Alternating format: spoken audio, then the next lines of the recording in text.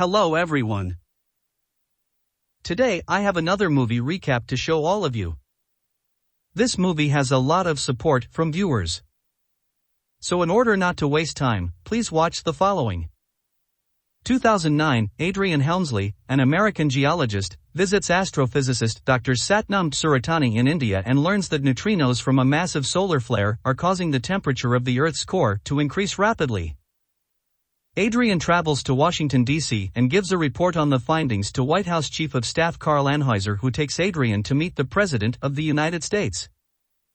In 2010, President Thomas Wilson and other international leaders begin a secret project to ensure humanity's survival. Approximately 400,000 people are chosen to board ships that are being constructed at Choming, Tibet, in the Himalayas.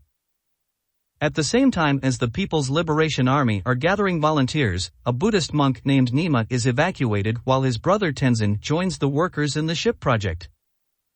Additional funding for the project is raised by selling tickets to the private sector for €1 billion per person.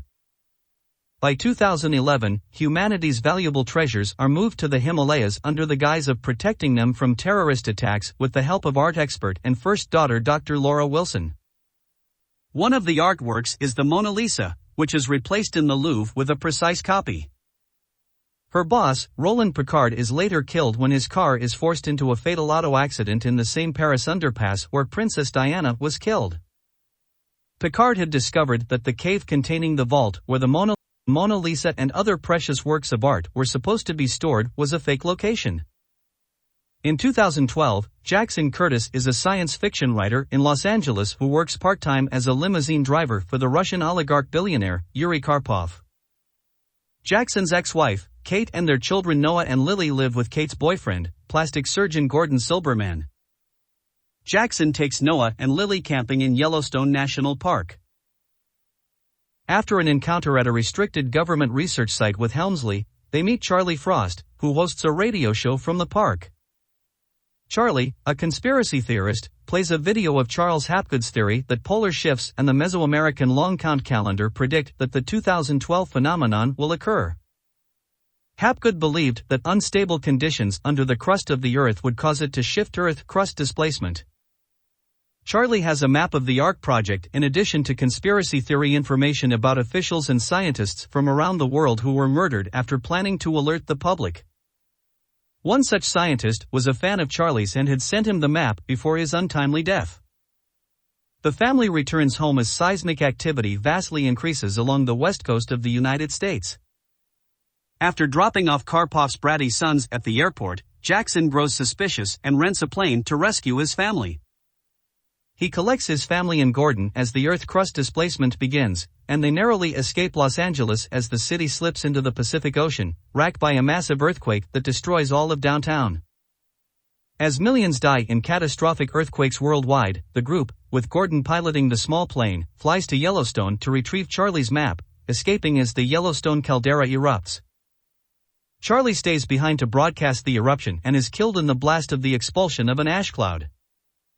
Learning that the ships are in China, the group lands in a devastated Las Vegas to find a larger plane. They meet Yuri, his twin sons Alec and Oleg, girlfriend Tamara, and pilot Sasha. The group secures an Antonov and Tu-25 aircraft and they depart for China.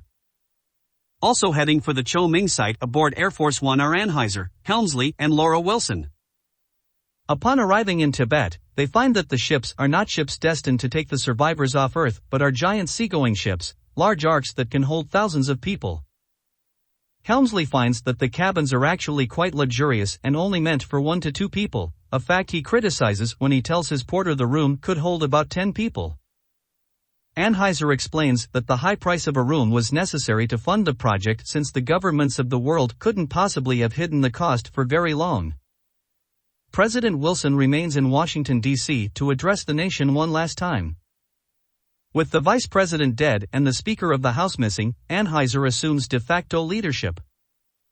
Washington is hit by the pyroclastic ejecta cloud from Yellowstone, which covers the city in a choking cloud of thick ash.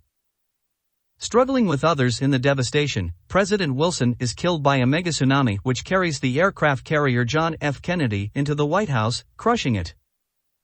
Sasha and the group plan to land briefly at Hawaii to refuel. However, the island chain has been devastated by volcanic activity. Continuing on, Sasha fears they may run out of fuel before making it to mainland Asia.